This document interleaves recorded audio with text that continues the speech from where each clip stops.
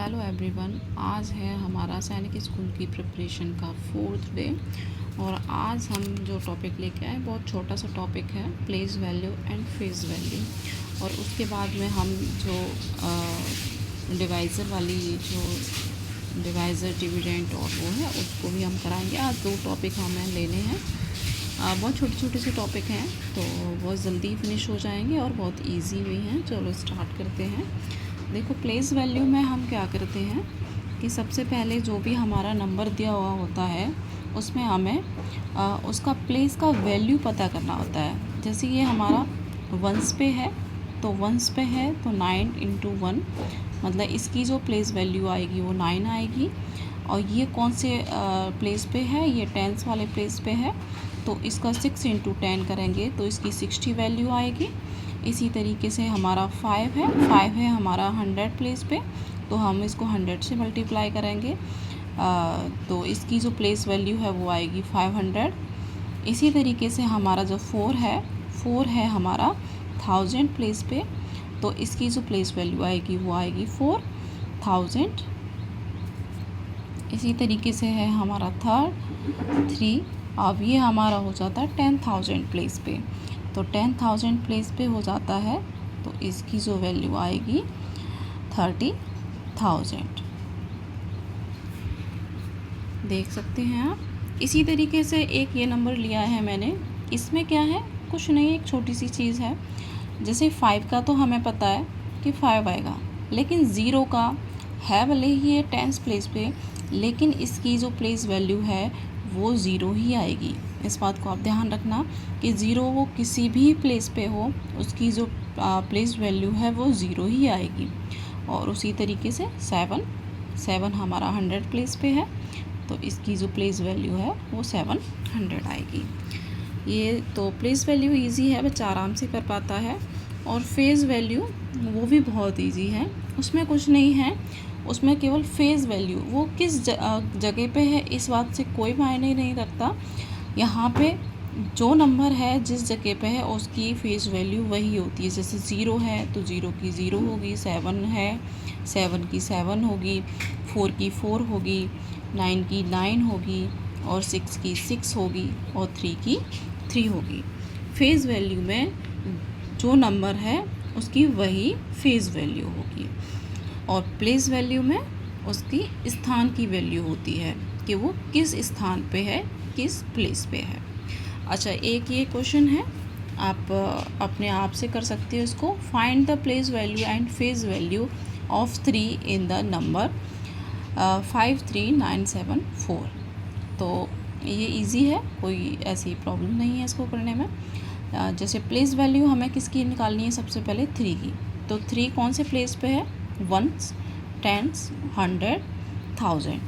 तो 3 की जो प्लेस वैल्यू आएगी वो आएगी हमारी 1000 प्लेस पे है तो 3000।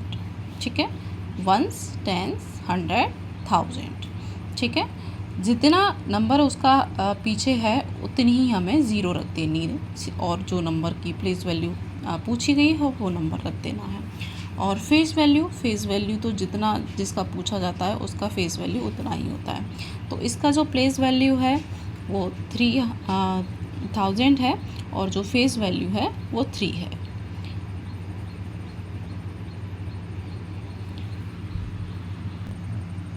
आगे सेकंड जो हमारा टॉपिक है वो है हमारा भाग की संक्रियाएँ। भाग की संक्रियाओं में हम बात करें, इसका एक फॉर्मूला होता है, dividend is equal to divisor into quotient plus reminder.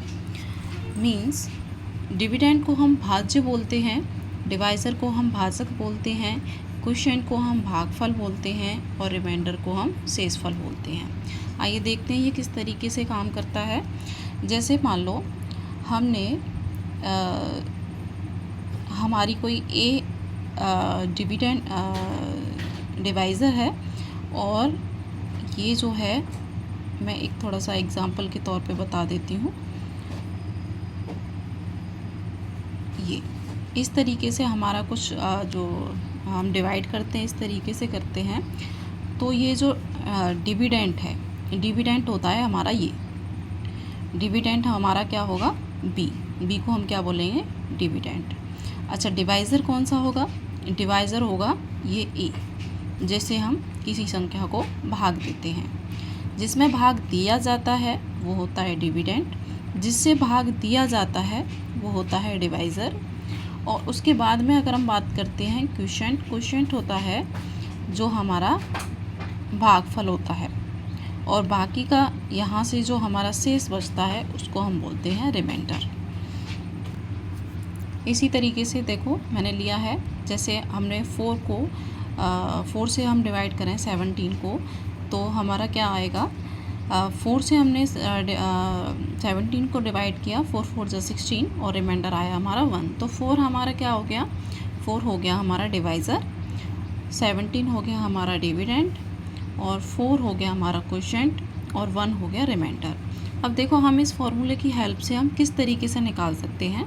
जैसे यहाँ पे हमें कोई भी एक वैल्यू नहीं दी गई होगी क्वेश्चन में, और हमसे पूछा जाएगा, या तो हमसे वो डिविडेंड पूछेगा, या क्वोशिएंट पूछेगा, या रिमाइंडर पूछेगा, या डिवाइज़र पूछेगा, कोई एक पूछेगा, बाकी की सारी वैल्यू दे रखी होंगी। जिस तरीके से मैं मानती हूँ कि जो डिविडेंड है वो है हमारा 17, और जो डिवाइज़र है वो डिवाइज़र है हमारा 4, और क्वोशिएंट है वो आया है 4, और जो रिमाइंडर है वो आया है +1।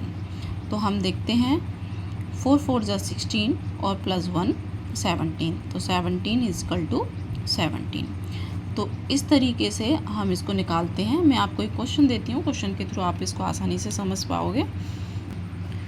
मैंने एक क्वेश्चन लिया है, देखिए क्वेश्चन में लिखा हुआ है, on dividing 18270 by a certain number, the quotient is 186 and the remainder is 42, find the divisor. तो हमें इसमें क्या है, डिवाइज़र को फाइंड करना है।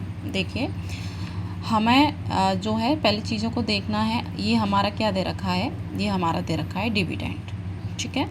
क्वोशिएंट दे रखा है हमारा 186, और रिमाइंडर दे रखा है हमारा 42, और हमें पता क्या करना है, डिवाइज़र। देखिए मैंने फॉर्मूला बताया था, हमारा जो डिविडेंड है